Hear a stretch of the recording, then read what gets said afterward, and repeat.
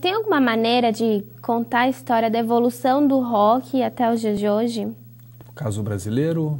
Isso. No caso brasileiro, a gente pode pensar em algumas fases, né?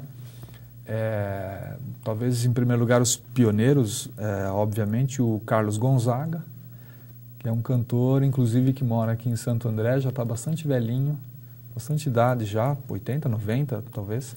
Ele cantava samba-canção e uma vez pegou uma versão de duas músicas do Paul Anka, Diana, que virou Diana, e Oh Carol, versão em português, e gravou e fez um sucesso enorme.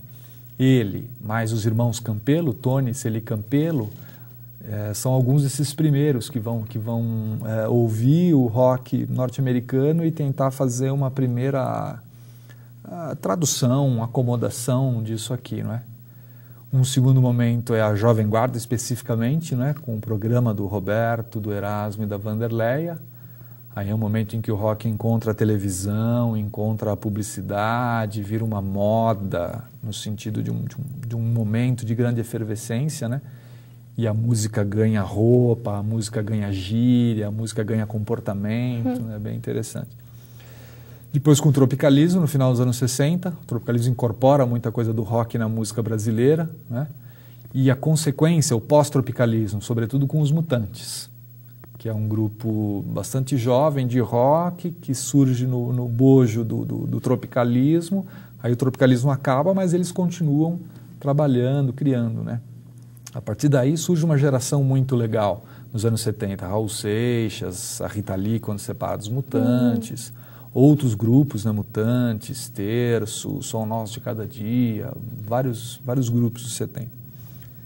Um outro momento, acho que bem representativo, nos anos 80, com grupos aqui São Paulo, Rio, Brasília e Porto Alegre, que é o rock, o B-rock brasileiro, nos anos 80, Titãs, Legião, Paralamas, que é um outro momento em que o rock encontra uma situação bem curiosa na indústria midiática, né? Gravadoras se organizando para lançar grupos, as músicas desses grupos fazendo sucesso nas rádios, né? É um momento também de muita efervescência. E nos anos 90 para cá, talvez, quando o rock já também dialoga com o funk, dialoga com o rap, me parece que hoje em dia tem bastante sucesso, o que o pessoal chamava antes de boy band. Hoje em dia são grupos adolescentes, né, voltados para um público adolescente, especificamente adolescente, e acho que mais feminino do que masculino.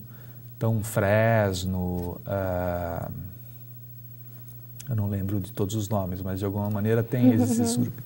O fenômeno não é novo, claro, a gente já viu isso. Aliás, a própria Jovem Guarda era isso. Roberto Carlos, Erasmo Carlos cantavam para as menininhas, adolescentes ou jovens, né? E tinha aquele frisson todo, né?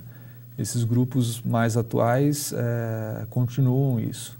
E o senhor recentemente pesquisa sobre música pop nos anos 70. Fala um pouco sobre isso.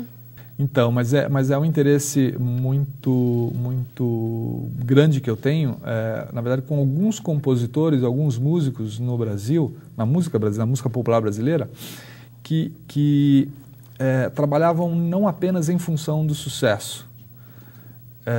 Foi uma época, sobretudo no começo dos anos 70, em que a indústria fonográfica, a TV, o rádio, estavam ainda testando alguns tipos de música, alguns artistas para fazer sucesso. A gente não estava nos anos 80 com a força do rock, daquela geração dos 80. E já não havia mais os festivais da Record, que bem ou mal mobilizavam o público e tal. Então é um período muito curioso, porque a gente não encontra uma indústria midiática tão forte. Claro, era forte, havia as gravadoras, havia TV, etc. Mas não é tanto como antes e como depois. E me parece que essa foi uma das condições de surgirem compositores e músicos cujo trabalho a gente classifica como experimental. músicos que, em vez de tentar repetir padrões para fazer sucesso e etc., procuravam compor de um jeito diferente, buscando outras alternativas. Então, trabalhando com poesia, o caso dos Secos e Molhados, que é muito representativo. Então, quer dizer, misturar rock com poesia, com ritmos os mais diversos, né? O vira português, o fado e o rock e a música popular, com um cantor com uma voz bastante aguda, com uma performance de palco bastante andrógena, né? Misturando o masculino e o feminino, todos do grupo com os rostos pintados, fazendo performance para a televisão, já pensando na linguagem visual, porque a televisão é um veículo importante nisso. Então, e fazendo sucesso.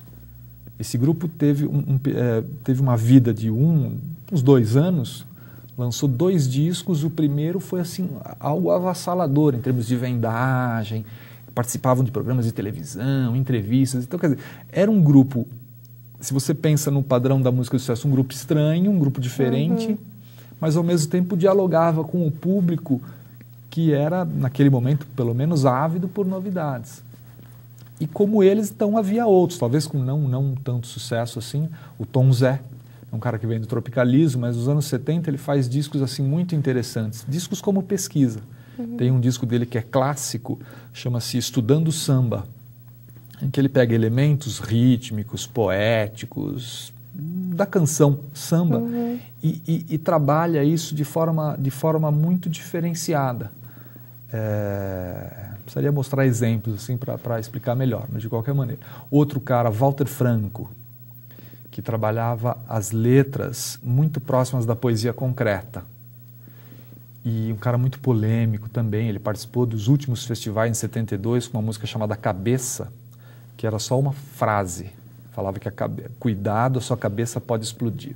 Só que isso no meio do festival, e as torcidas naquele ambiente todo, e o júri, quer dizer, eram de artistas que queriam polemizar, que queriam trazer uma informação nova, que fosse chocante, obviamente, né, porque a questão era, a gente vivia uma ditadura, e um período duro da ditadura, no começo dos anos 70, um período em que a censura era muito forte, era muito pesada.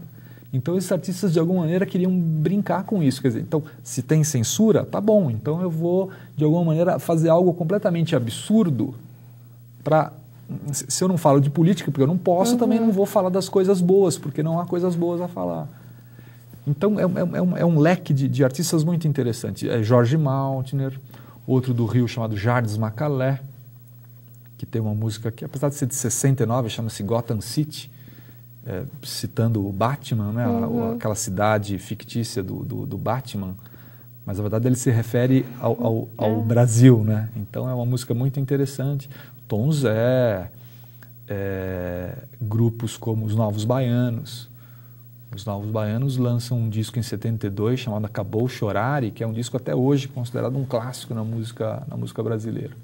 Regravam coisas antigas com arranjos mais roqueiros da época, né?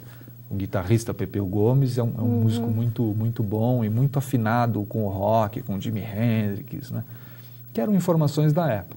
Então, na verdade, o trabalho procura explicar, procura analisar essa produção, que não é muito conhecida hoje, né? Talvez os Secos e Molhados, por conta desse sucesso, e porque o Ney Matogrosso saiu dali e virou um grande cantor, uma referência na história da Brasília.